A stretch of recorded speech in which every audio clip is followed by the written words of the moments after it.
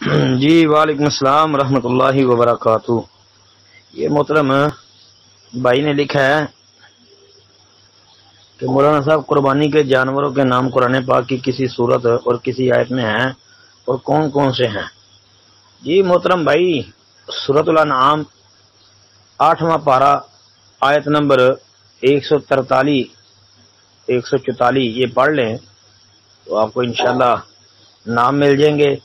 ثمانیۃ ازواج من الضأن اثنین ومن الماعز اثنین قل الذکرین حرم ام الانثیین اما اشتملت علیہ ارحام الانثیین نبئونی بعلم ان کنتم صادقین ومن الابل اثنین ومن البقر اثنین قل الذکرین حرم ام الانثیین اما اشتملت علیہ ارحام الانثیین ام کنتم شہداء اذ وصاکم اللہ بہذا فمن اظلم ممن افترى علی اللہ کذبا لیضل الناس بغیر علم ان اللہ لا یہدی القوم الظالمین۔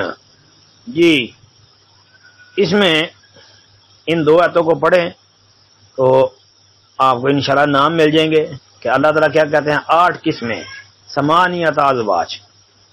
جی کس کی ہیں؟ یعنی بھیڑ میں سے 2، بکری میں سے 2، یعنی نر اور مادہ۔